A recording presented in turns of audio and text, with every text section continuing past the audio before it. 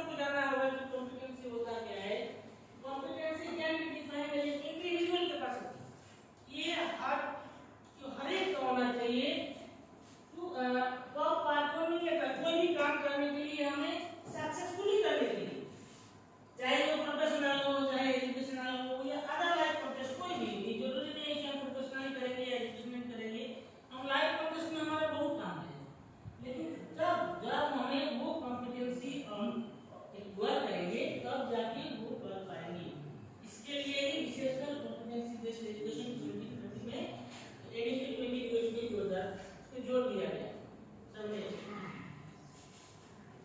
अब ये है कि कॉम्पिटेंसी बेस्ड लर्निंग होता क्या है कि स्किल कनेक्टेड। अभी हमारा हो गया है जैसे रवि सर ने 21st स्किल से 21st सेंचुरी स्किल की बात कर रहे हैं। अभी हम लोगों ने पढ़ाया, अभी फिर ये आ गया है कि skill connected to critical creative thinking, problem solving, collaboration and communication are core to successful living in the 21st century. फिर 21st सेंचुरी की बात कर रहे हैं क्योंकि जब तक हम वो क्रिटिकल थिंकिंग या क्रिएटिव थिंकिंग नहीं होगा या प्रॉब्लम सॉल्विंग एबिलिटी नहीं हो पाएगा, हमें जब हम कोलैबोरेट नहीं कर पाएंगे या कम्युनिकेशन स्किल हमें डेवलप नहीं होगा, तब तक हम 21st सेंचुरी स्किल हम डेवलप नहीं, इसका मतलब नहीं किए हैं और हमें सर्वाइव करना बहुत ही तकलीफ।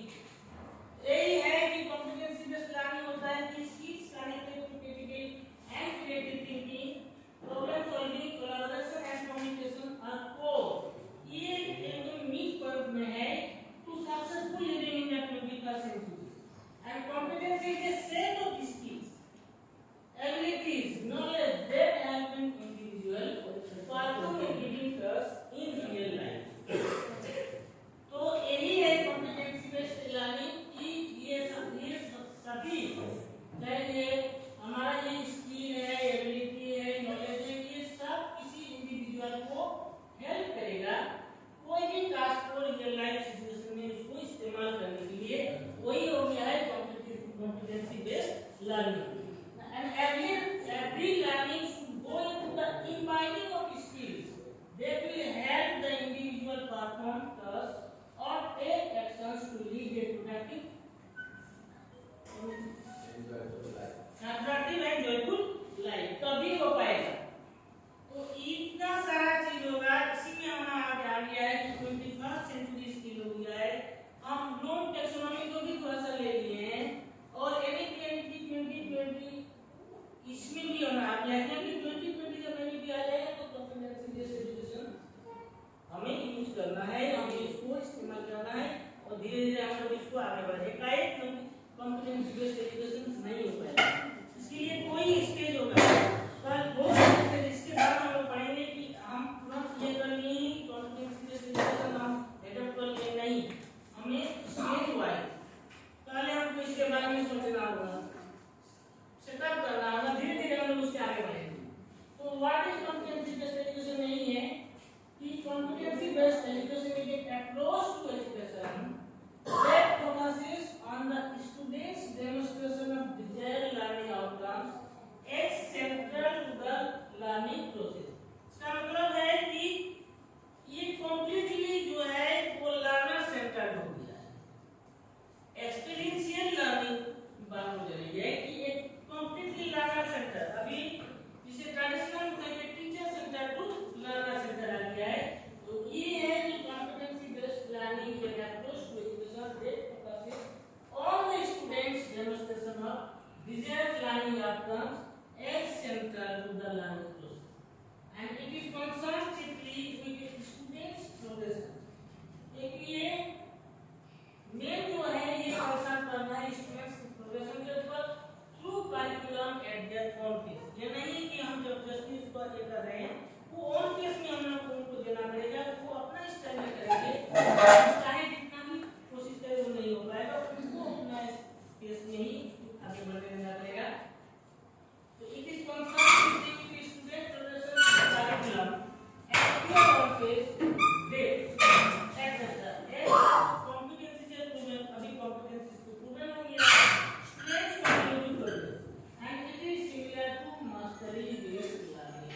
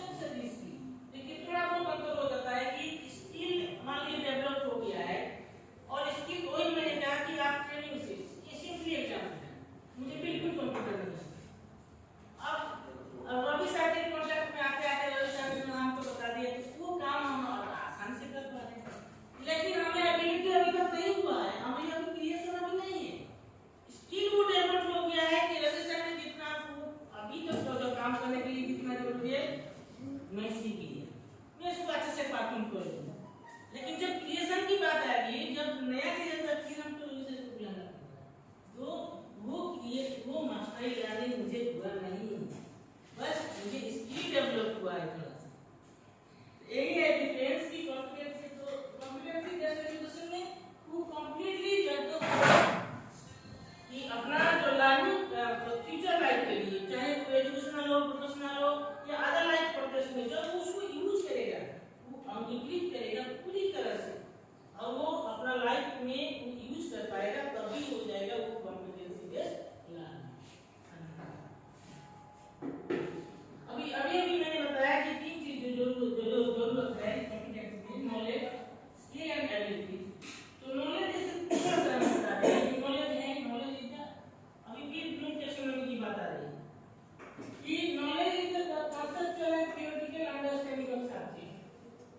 ये भी नॉलेज है, ये विजिबल कैरेक्टरिस्टिक है और they can be easily develop through competency based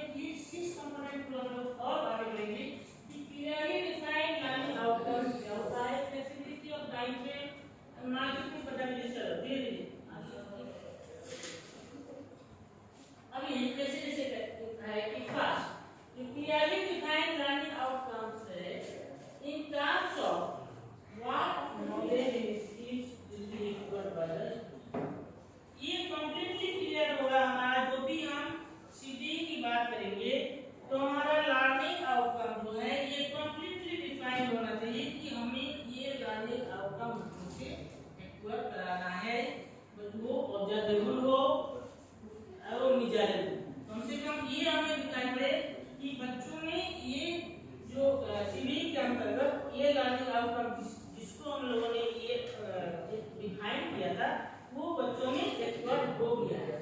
तो clearly defined learning outcomes in terms of what knowledge skills will be acquired by the student. ये तो क्लियर।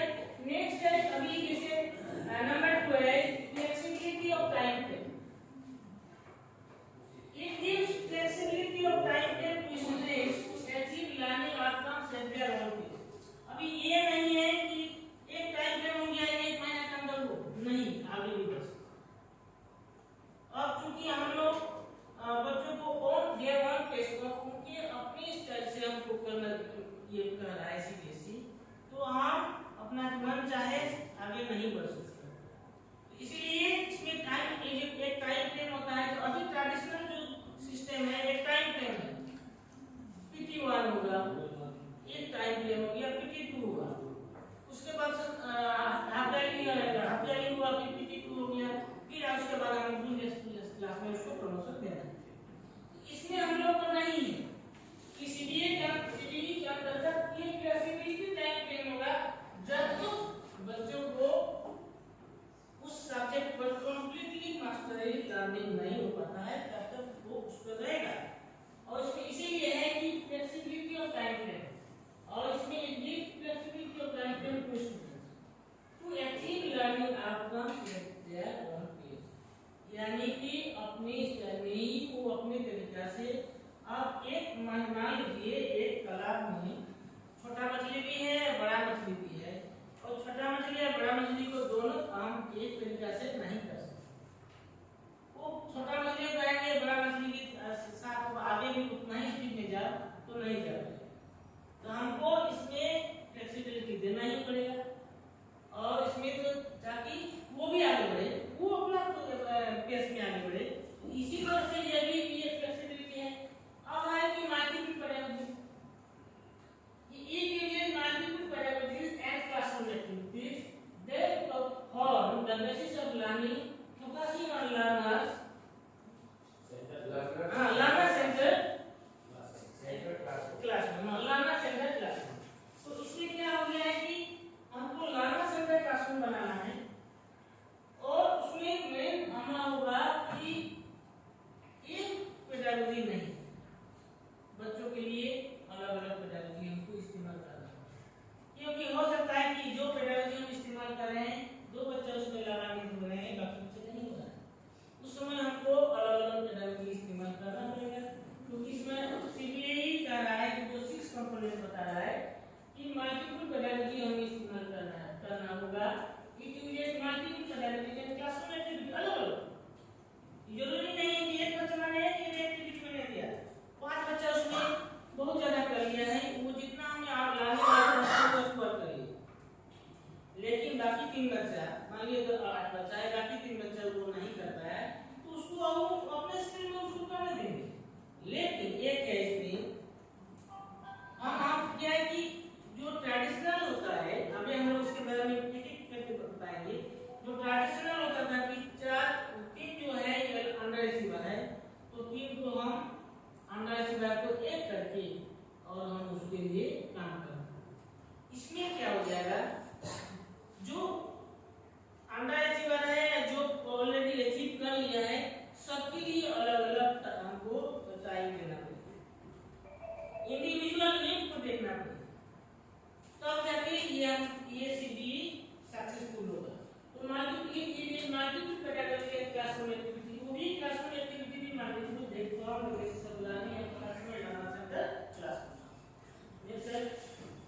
अब ये वैरायटी ऑफ लैंग्वेज कंटेंट, जैसे मैंने अभी स्टार्ट की बात मैंने कर दिया है कि इट इंश्योर्स अवेलेबिलिटी, ये नहीं है कि हम एक ही कोई कर दिए हैं सभी बच्चे को है नहीं चलेगा। और तो it ensures availability of variety of language content for both teacher and learner, focusing on inquiry based activity. अब इंक्वायरी बेस्ड जैसे अभी एग्जाम कोई भी एग्जांपल दे रहा हूं, सामने एक का कर दिया, एक का लाइन ऑफ सिमेट्री, बाकी जो जेड पर था अब जब दे देंगे तो सभी बच्चे उसकी इंक्वायरी बेस्ड होगा। अब देखेंगे इसमें कितना लाइन ऑफ सिमेट्री होगा, इसमें देखेंगे वो में कितना लाइन ऑफ सिमेट्री होगा, अब सब इंक्वायरी बेस्ड होगा। इस तरह से एनवायरनमेंट क्रिएट करना होगा, और सबके लिए अभी यही है कि एंगेजिंग, सबको एंगेज करना है, एंगेजिंग कंटेंट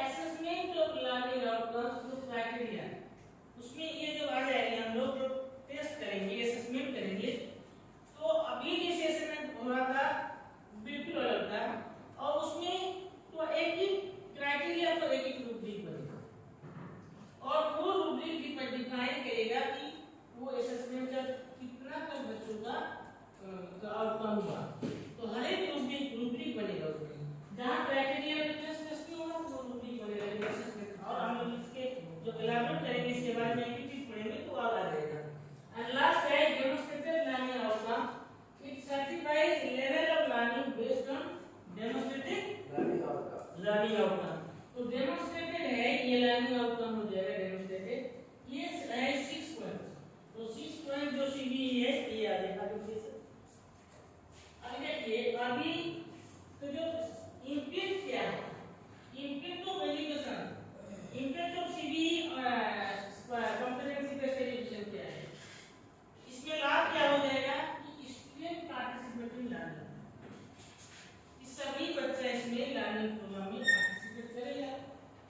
अब इसमें और दूसरा है कि टीचर लर्नर इंटरेक्शन, उसमें टीचर को इन्वॉल्व होना है, लर्नर और टीचर दोनों का इंटरेक्शन होगा।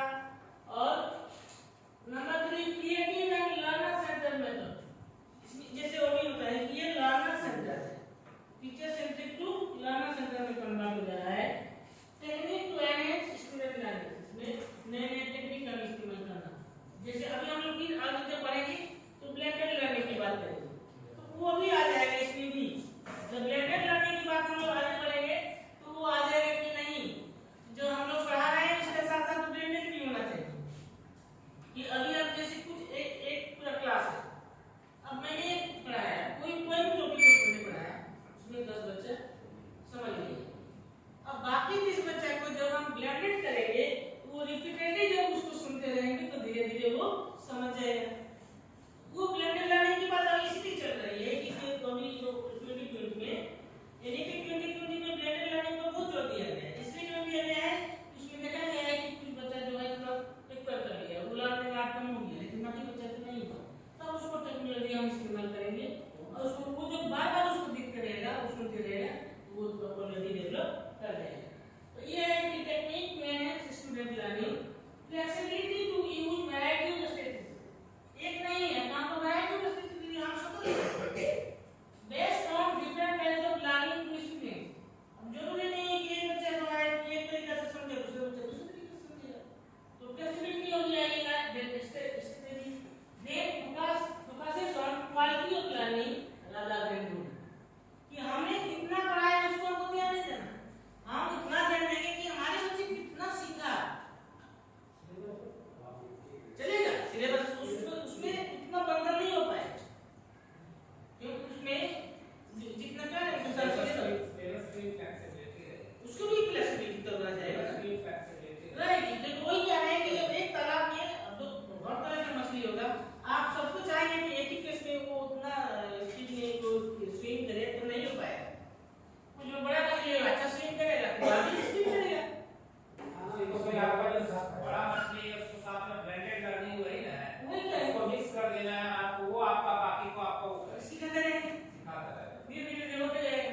ये फोकस से quality of learning rather then volume, तो वॉल्यूम को हमको ज्यादा नहीं देना कि हमने इतना पढ़ा दिया, अब हमको इतना है कि कितना सीखा है बच्चे, उस पर हमको डिपेंड है, क्वालिटी पर डिपेंड है सर में। अभी देखिए वही मैंने कहा कि school readiness to competency based education, एक आज हम चाहेंगे कि हम सीबी जो सीबी करके सब कुछ हम कर दे, नहीं हो पाएगा, इसका अलग-अलग स्टेज हम लोग को करना पड़ेगा। सबसे पहले तो हमको सभी को समझना होगा कि सीबी होता है। पहला ये तो आज पूरा स्कूली, चूंकि ये स्कूल लेटेस्ट प्रोग्राम है, जैसे हम लोग क्लास 1 में स्कूल लेटेस्ट प्रोग्राम करते हैं, 1 में स्कूल लेटेस्ट प्रोग्राम करते हैं, तो पहले उसको बच्चे लोग को स्कूल से परिचित कराएं, हर एक चीज को स्कूल का हर एक कंपोनेंट को परिचित कराएं। 2 दिन हो गए, 1 सप्ताह हो गया, हमें टीचर से परिचित कराना है कि ये टीचर है, इनका नाम है, ये इनका नाम है, ये आपका टॉयलेट है, ये आपका बाथरूम है, ये आपका गार्डन है, ये आपका प्लेग्राउंड है। तो धीरे धीरे हमको अंडरस्टैंडिंग करना है कि सीबी होता क्या है। जब ये पूरा कंप्लीट हो जाएगा तो स्टेज 2 में हम लोग आ जाएंगे तो डिस्कसिंग टू कंसीडर सीबी। चलो भाई ये सभी आप सीबी के बारे में सबको पता चल गया, चलो हम लोग अभी सीबी को एडॉप्ट करेंगे। तो सीबी को एडॉप्ट करेंगे तो क्या करेंगे, उसके लिए हमको एक बात तो नोट में बना लिया है कि हम सीबी को एडॉप्ट कर रहे हैं, तो उसके लिए कोई भी काम करने से पहले आपको प्लानिंग चाहिए, बिना प्लानिंग के अब हमको इसको करने के लिए हमको पहले प्लानिंग करना पड़ा, तब हम इसको पीपीटी बनाएंगे, तब हम इसको पढ़ेंगे, अब इसको हम आपके सामने प्रस्तुत कर रहे हैं। तो कोई भी चीज करने के लिए हमको प्लानिंग की जरूरत है, तो ये है कि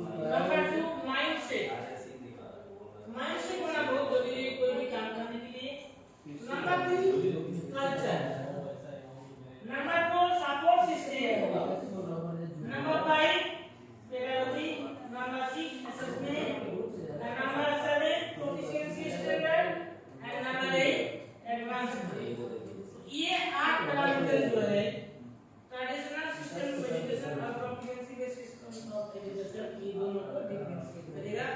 और इसके बारे में हम लोग एक एक करके आउटकम, उसमें आउटकम्स क्या आता है, इसमें आउटकम्स क्या है, ये सभी हम लोग एक धीरे धीरे करके समझेंगे। सर उसका प्रिंट दोनों हो जाए या फिर उसका कॉपी में लिख के ले आइए।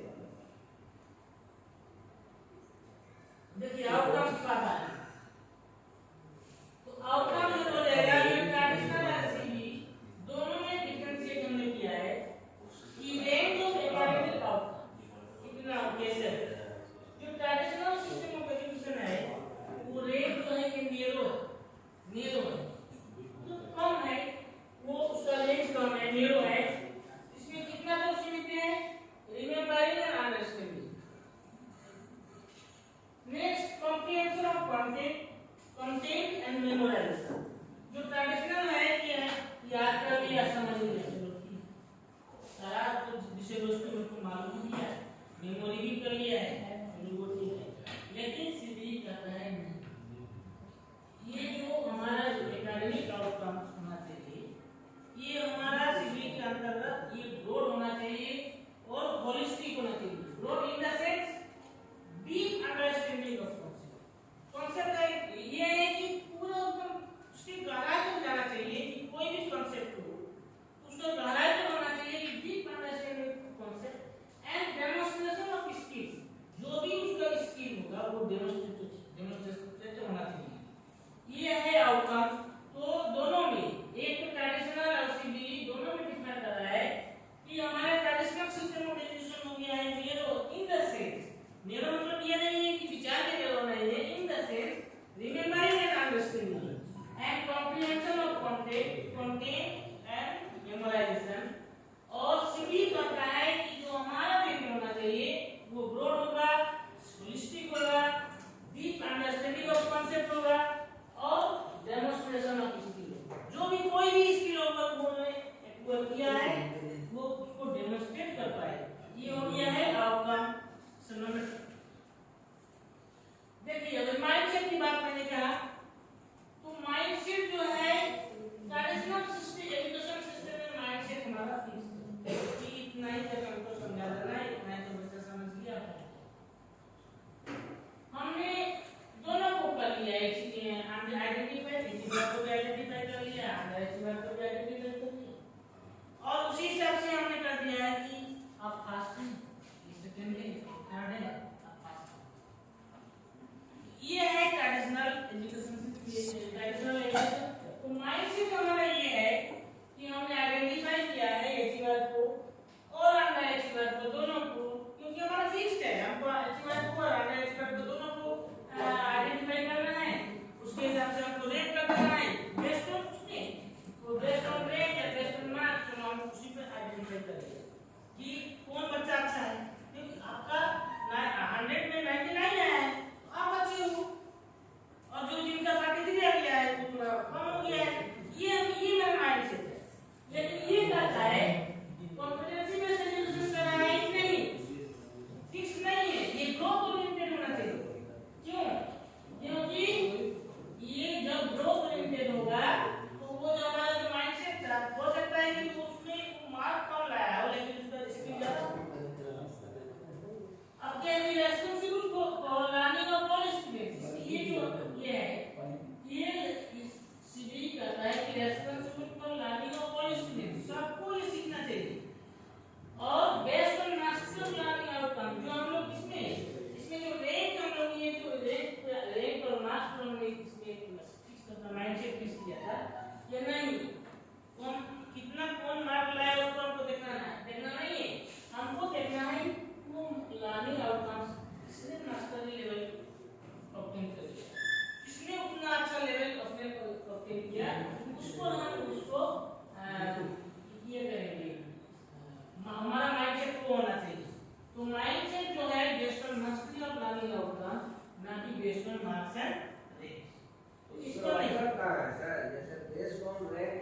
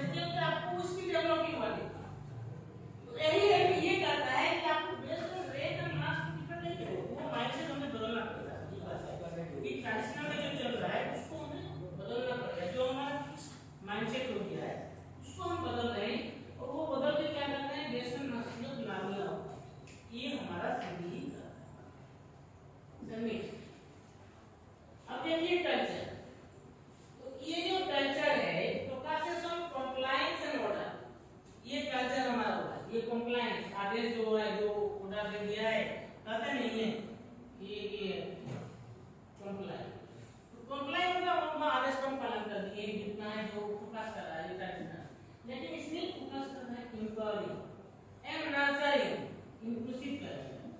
जब तक हम उसको एम्पावर कोई नहीं कर सकते, एम्पावर नहीं होता है, ये इंक्लूसिव कल्चर जब तक नर्चर नहीं होता है तब तक वो ये दोनों में डिफरेंस डिफर करता है।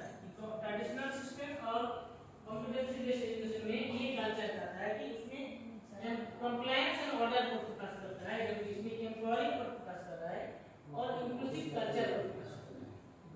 Empowering and nurturing inclusive culture, समझे?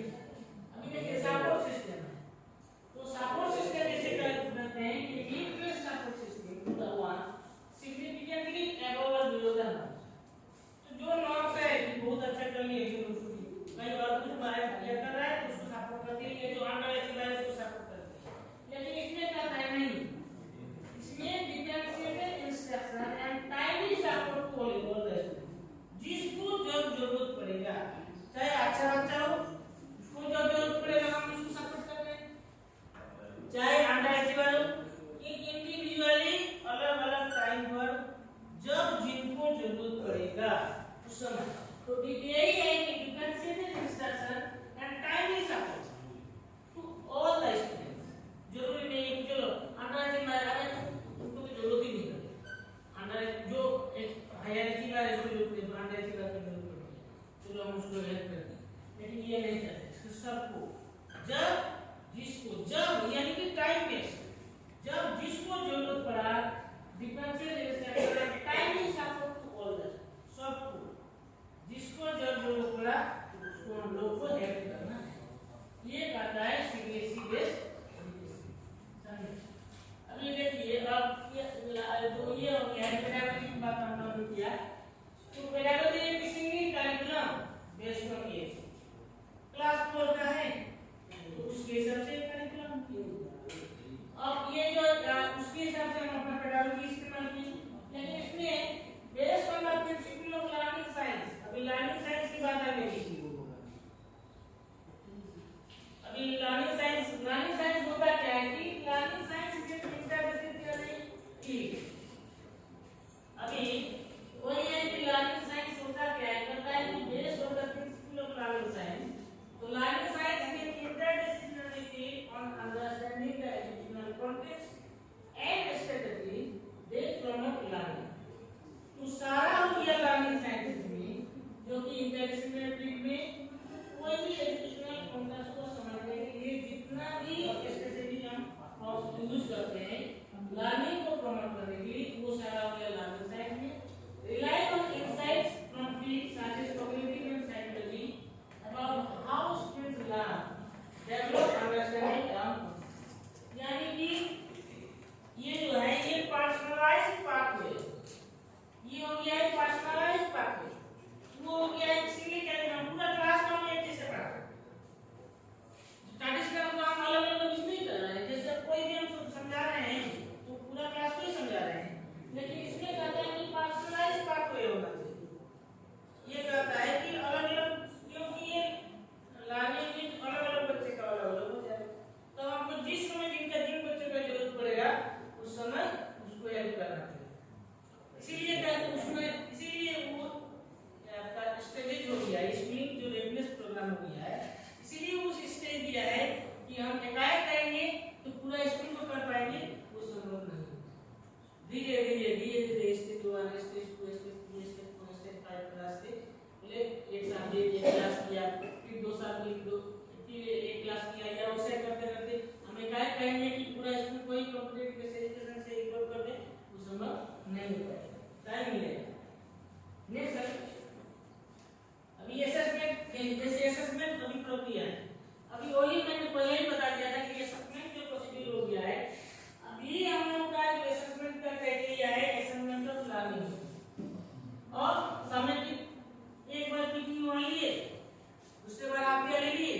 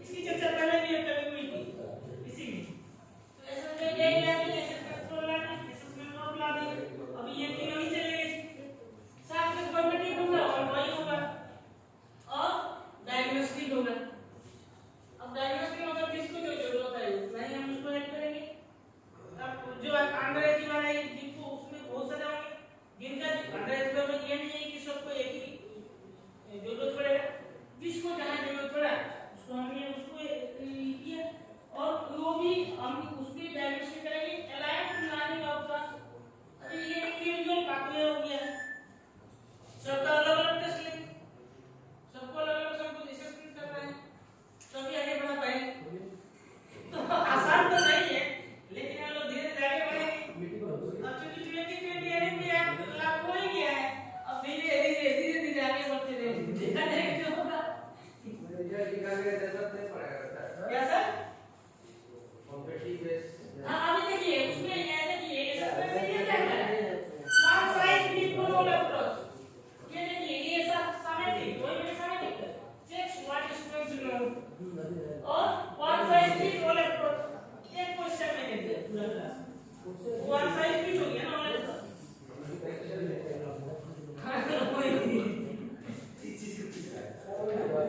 वही बात है। इसमें देखिए वन साइज भी फॉलो इसमें क्लियर है सर। अभी जो ट्रेडिशनल में ये क्लास के लिए एक ही क्वेश्चन बना रहे हैं, कोई बात नहीं,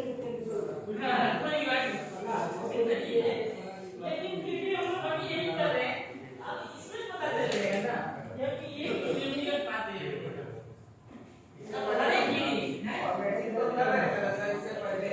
हाँ वो फॉर्मेटिक में रहते हैं, कोई कोई बोला था। हाँ तो वही उसको चेक करके फिर अभी फिर आगे कोई क्वेश्चन अभी इसमें रिजल्ट निकालने का जरूरत नहीं है। जैसे तो आपके ऑब्जेक्टिव होगा सर, आपके सामने होगा। मान लीजिए आपने ड्राइविंग सीखी है, सुनिए ना एक एग्जांपल मैंने दिया, आप भी ड्राइविंग सीखे, मैं भी ड्राइविंग, आप 2 दिन में ड्राइविंग सीख लिए, मुझे एक साल सीखने में समय लग गया। रोड पर निकालेंगे दोनों, अब रोड पर आप जब रोड पर निकालेंगे तो आपको तकलीफ हो रहा है और मैं आराम से निकाल जा रहा हूँ सर एकदम। स्किल किसका डेवलप हुआ, भले मुझे समझ में लगा सीखने में, लेकिन स्किल मुझे ना डेवलप हुआ, क्योंकि आपको 2 दिन में सीख गए हैं कि ये थ्योरी आप सब कुछ सारी ऐसी होंगी, लेकिन रोड पर जब कोई आगे से गाड़ी आ रहा है, इधर से गाड़ी उधर से गाड़ी आ रहा है, तब आप हमको उठा गए, लेकिन मुझे कोई तकलीफ नहीं, मुझे वो स्किल डेवलप हुई, भले मुझे टाइम लगा। तो यही है डिफरेंस है कि असेसमेंट में भी इंडिविजुअल बात रहे हो। नेक्स्ट लास्ट है कैसे लास्ट अभी बहुत पहले नहीं बता रहा था कि क्राइटेरियन डिफरेंस असेसमेंट, वो क्राइटेरियन डिफरेंस असेसमेंट होता क्या है देखिए। तो criterion assessment difference required assessment that measures the attainment of learning outcome or essential feature of study, यही एसेसमेंट measure the देखिए that measures the attainment of learning outcome, ये हो गया criteria. It involves objective as well as performance assessment. Objective assessment is predetermined correct responses item like MCQ. अब MCQ में आप अलग अलग कुछ नहीं कर सकते, जो सही है वही सही है, दो नहीं सही है MCQ जैसे आप दे देते हैं। Oral responses to questions, so and short answer written short answer written responses based on what students know and how to do. In performance assessment, focus remains on what learners can do with their knowledge, involving assessments of critical thinking, synthesis, and effective and psychomotor skills. तीनों का development हो जाएगा। And क्या है कि recording of assessment result is done on the basis of group list, मैंने पहले ही बता दिया था कि अभी जो असेसमेंट हो जाएगा हर असेसमेंट में क्राइटेरिया होगा और वो क्राइटेरिया की reach under the end student must be able to demonstrate the required level of competency in order to progress to higher. अब हायर ग्रेड हम कर दिए हैं कि क्लास पर जितना एग्जाम मिलते हैं क्लास का एग्जाम दे लिया और उसको क्या है कि एक साल का हम फाइन कर दिया, एक साल में हो गया है, एक वर्ष हो गया, नेक्स्ट हेड कर दिया, लेकिन इसमें इस तरह का नहीं हो पाएगा क्योंकि इसमें हमको करना है student must be able to demonstrate required level of competency, क्या करना चाहिए in order to progress to higher grade, वो उतना उसको एक्सप्लेन करना ही होगा। नेक्स्ट सर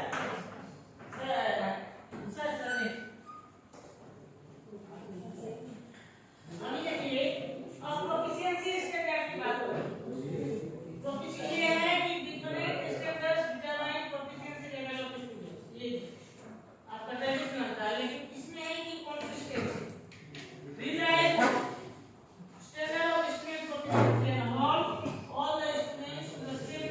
है भी क्लियर होगी। इसमें रूब्रिक क्लियर है, ये नहीं कि रूब्रिक पॉलिसी में ये क्लियर रूब्रिक है और कॉन्स्टिट्यूशन होना चाहिए, रिलायबल होगा, reliable standard of student proficiency and all the students the same standard, सभी स्टूडेंट को अपना स्टैंडर्ड तक कम से कम होना चाहिए। चलिए क्लियर रूब्रिक भी क्लियर है कि उतना उस रूब्रिक का जो है जिसके अंदर हम लोग स्टूडेंट को करेंगे उतना होना ही चाहिए। अभी एडवांस ग्रेड की बात मैंने कहा था पहले कि advance to the next grade level आपका रह गया 5 का बच्चा है, एपीसी क्लास कर रहा है, तो मार्क्स हो गया, एग्जाम दे लिए, उसके सीरियसली करते हैं जब ये सब मार्क्स देख कर लीजिएगा अभी हमको पास कर लेना है और अगले क्लास में प्रमोशन देना ही है, कोई चक्कर यही हो रहा है।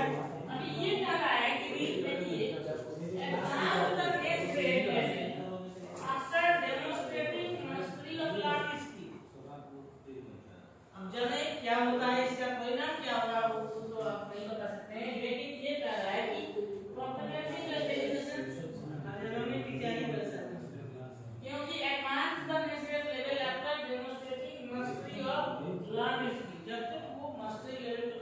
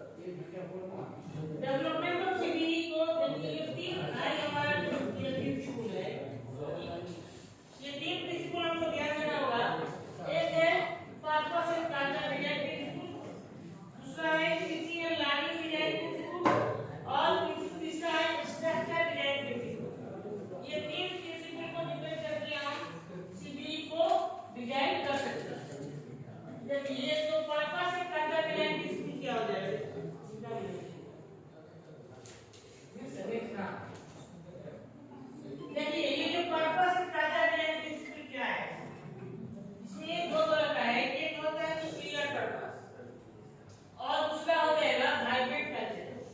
तो देखिए ये है कि कॉम्पिटेंसी में सेग्रीगेशन के purpose vibrant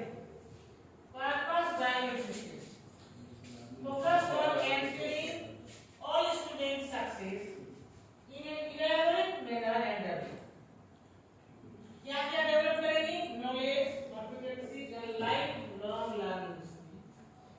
prepare the students for their future role. ये कॉम्पिटेंसी बेस्ड एजुकेशन में बच्चों को प्रिपेयर कराए फॉर देयर फ्यूचर रोल हर एक जगह में, in college, in career, in life. Number 3 fulfills an understanding of students vision for their life. इसमें बच्चों का जो है वो अंडरस्टैंडिंग हो जाए कि उसमें फ्यूचर लाइफ में तो उनका क्या विजन है। Addresses equal addresses equitable education system भी इक्विटेबल है। Every student should receive what they need in your education. Equitable हो गया है क्योंकि सब बच्चों को इस तरह मिल रही है opportunities for teachers to know every student so that they can flexibly respect to the individual needs. ये टीचर्स सब की जानकारी है कि हर बच्चे को क्या चाहिए, हर इंडिविजुअल को क्या चाहिए। लर्निंग के एक्सप्रेशन में एक्सेस दिया उसमें क्योंकि लर्नर सेक्टर है, टीचर और स्टूडेंट दोनों का इंटरेक्शन होगा तो ये लर्निंग के एक्सप्रेशन में एक्सेस दिया कोलैबोरेटेड है। Develop and promote leadership in educators and student life. दोनों का लीडरशिप क्वालिटी डेवलप करेगा। Students and teachers make decision in partnership with each other. दोनों का लीडरशिप इतना होगा कि दोनों ही डिसीजन ले सकते हैं और enables teachers to respond to students need in real time. Teachers को ये पता चल जाएगा कि किस बच्चे को किस समय क्या जरूरत पड़ रहा है। ये हो गया है, ये क्लियर पर्पस हो गया, ये क्लियर पर्पस है इसके लिए। देन अभी वाइब्रेंट कल्चर क्या होता है, ये भी हाई ऑर्डर इंटीग्रेशन है। हां तो हाई क्वालिटी सीधी करने के लिए फोकस है on vibrant culture. Vibrant culture क्या होता है, ये हाई क्वालिटी सीधी focus on establishing vibrant culture in school. Culture होता क्या है, ये broad entity and it can be understood by day to day interaction. ये नहीं है कि एक दिन में हो जाएगा। इट इज इंटरप्रेटेड थ्रू किसमें belief, perception, relationship, attitude, practices, rituals and routine, rules of school. सारा हम फॉलो करेंगे तो तब भी हो जाएगी ये वाइब्रेंट कल्चर से अंतर्गत हमारा सीधी बहुत क्वालिटी डिजाइन बन गया। समझिए देखिए जैसे एक culture of learning and inclusivity. अभी मैंने कहा वाइब्रेंट कल्चर वो है कि लर्निंग भी होना चाहिए और इंक्लूसिविटी होना चाहिए कि all student must be physically and emotionally safe to the ready to learn. ये नहीं है कि कम से कम ये फिजिकली इमोशनली अभी फिर हम फिजिकली की मैं बात करा तो जगह सेंसिटिव की बात वो भी आना चाहिए कि हमारे स्कूल जो है वो फिजिकली भी एनाबल होना चाहिए। कम से कम हर स्टूडेंट को ये फील होना चाहिए कि हम सीखने के लिए इमोशनली सेफ है, फिजिकली सेफ है, कंप्लीटली सेफ है। School ensures that safety and trust interpersonal bonding और प्रैक्टिस बेस्ड टीचिंग हर तरह से होना चाहिए तब जाके वो इंक्लूसिविटी होगा। Personalised support to build mastery around concept इसकी वो ये पर्सनलाइज्ड सपोर्ट मिले से पहले भी बात हो गया। जैसे लर्निंग ओवर टाइम, इसमें लर्निंग ओवर टाइम नहीं होगा, सीक्वेंशियल एंड कॉन्स्टिट्यूटिव एक्सपीरियंस को नहीं, learning is continuous growth where support is offered to every student at every level. जब जिस बच्चे को जरूरत पड़ेगा उसको हमको हेल्प करना है। और inclusivity is the engagement of every student with the equal intent of respect and empowerment. अब 5 बच्चा अच्छा किया तुम ही लोग छोड़ो, बाकी बच्चे क्या है इंक्लूसिव तो हुआ नहीं, एम्पावरमेंट को दिया नहीं, 5 ही बच्चे क्यों नहीं दी। इसमें ये नहीं होगा, इसमें हमको सबको रेस्पेक्ट करना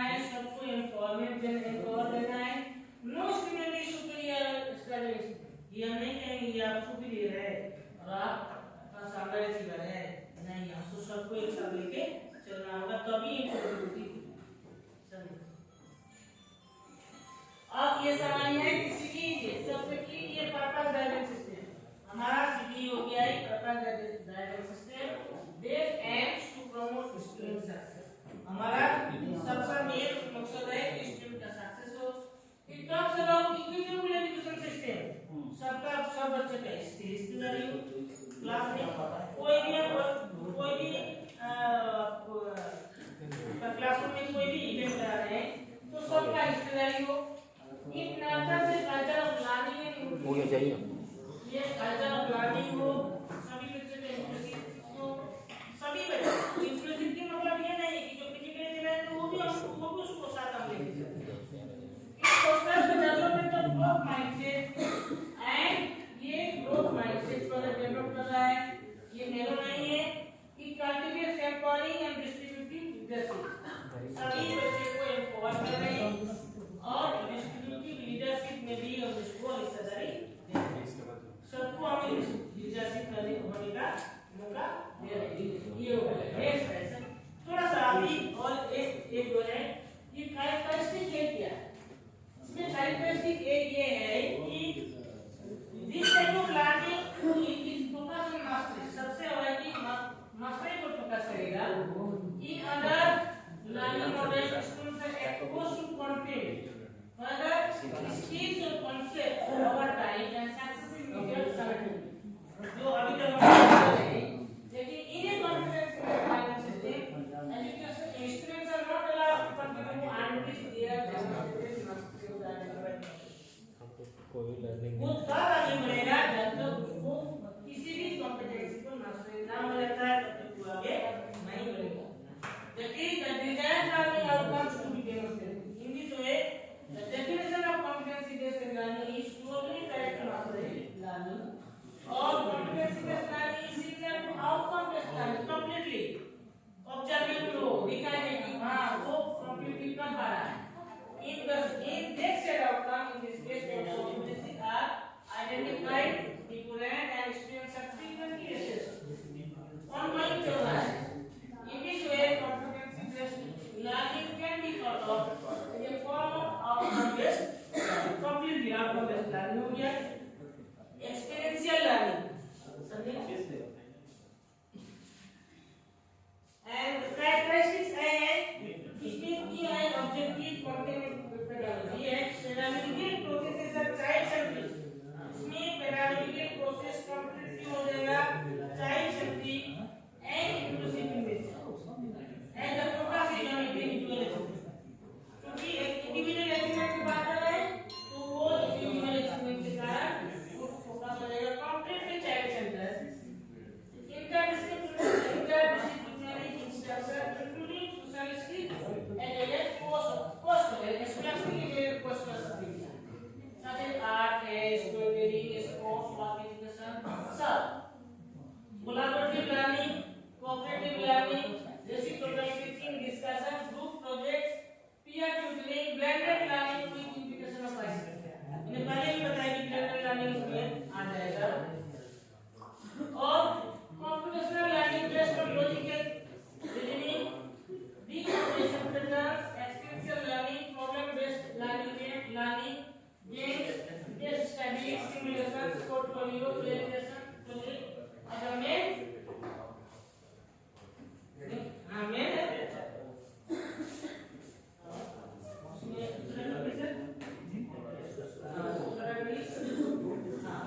तो इसका मेन टीचिंग लर्निंग यही हो गया है कि इस अप्रोच में यही हो गया है मेन टीचिंग। तो ये है characteristic of competency based education not.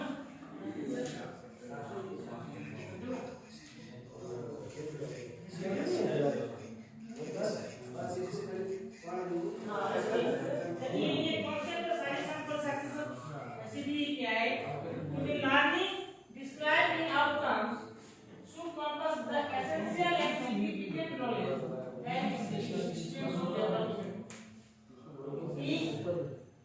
In this process, they generalize their learning and integrate it with other areas of their life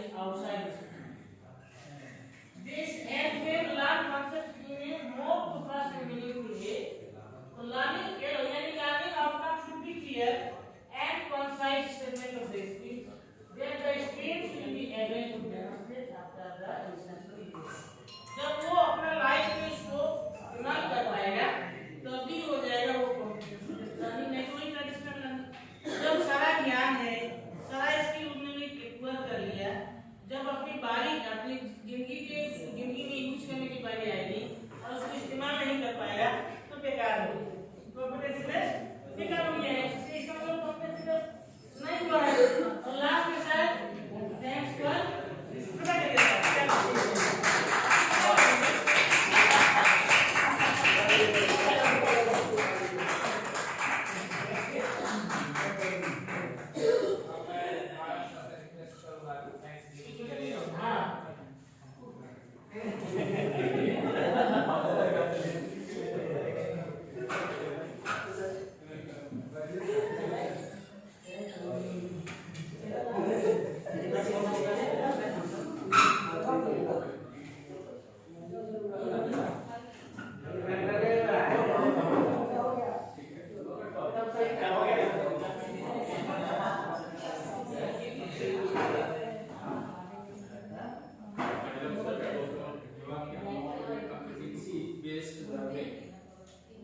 ये सिखाया और इसमें ये भी थोड़ा सा जानने को मौका मिला कि कॉम्पिटेंसी क्या है और उसकी स्किल क्या है और मास्टरी क्या है। एक चीज को खास करके मैंने सीखा है। जो एग्जांपल देके कहा कि वो ड्राइविंग कैसे सीख रहे थे, तो वो थोड़ा सा देखने से ये करने से स्किल तो आया, लेकिन मास्टरी लाने के लिए उसकी बहुत सारा टाइम तभी हमारा मास्टरी होगी। और सभी बच्चों में ये स्किल तो है, ये डिस्टर्बेंस कर रहा है, तुमको आप थोड़ा सा भी सिखाते हैं तो क्वेश्चन उनसे पूछेंगे। अब क्लास में वही करते हैं, जो बच्चे बात करते हैं उनको पहले क्वेश्चन पूछते हैं, अपने आप साफ हो जाएगा। तो खैर ये स्किल तो सब में है, हम लोग भी यहाँ पर है, सब में कुछ न कुछ स्किल है, ऐसा नहीं है कि बच्चों में भी वैसा ही है, लेकिन अब उसको थोड़ा सा पहचानना है वो क्या चीज है उसमें, जिसमें से कुछ स्किल्स को यहाँ पर डिफाइन किया गया। इसके अलावा भी बहुत सारे चीज ऐसा स्किल है जिसको अभी हो सकता है वो नहीं किया गया है, बाद में वो पता चल जाता है, लेकिन उसकी तरफ जो है हमारे इंडिया में वैसा एजुकेशन सिस्टम नहीं था जिसकी वजह से हम उसके स्किल को डेवलप नहीं कर पा रहे थे। खाली वो रटना और ये टीचिंग लर्निंग या नंबर ले आइए ये काफी है, लेकिन एक्चुअली न्यू एजुकेशन पॉलिसी में जो अब किया जा रहा है हमको उस पर नहीं जाना है, उसका स्किल को डेवलप करना है। अगर ब्राइट इंडिया अगर इसको डेवलप कंट्रीज में कन्वर्ट करना है तो हर बच्चे को उसके स्किल के हिसाब से उसको अगर वर्क मिले तो उसमें उसको काम करने का भी मन करता है और उसमें ग्रोथ भी होता है। लेकिन हम लोग भी अगर यहाँ आए हैं इसमें टीचिंग लाइन में, तो इसमें 90% तो ऐसा है कि वो बिना बेमतलब का लोग आ गए, इसमें इंटरेस्ट नहीं था, टीचिंग लाइन में इंटरेस्ट नहीं था किसी और चीज में नहीं कहीं मिला तो यहाँ आ गई। और अगर ऐसा होता है तो फिर हम लोग उसको दूसरे उसमें इंटरेस्ट नहीं आता। और ये चीज अब फ्यूचर इंडिया के लिए हम लोग ऐसा नहीं सोच रहे हैं, गवर्नमेंट ये कम से कम सोच रही है कि जिसको जैसा स्किल है उसमें वो मास्टरी हासिल करे और उसको वो डेवलप करे, और उसके लिए बैकबोन जो है हम सभी टीचर ही है, हम टीचर ही उसको गाइड करेंगे। तो टीचर को गाइड करने के लिए टीचर को फिर उस तरह से डेवलप करना होगा इसकी, और ये छोटी छोटी ये जो ट्रेनिंग दी जा रही है ये यही चीज को डेवलप करने के लिए किया जा रहा है। मैं सभी मेंबर्स का धन्यवाद भी करते हैं, कम से कम इस बोरिंग सब्जेक्ट को भी इंटरेस्टिंग बना करके पढ़ रहे हैं और सुन रहे हैं, लेकिन फिर भी एक दो बच्चे जो है वो अब इसके थोड़ा दूसरे तरफ है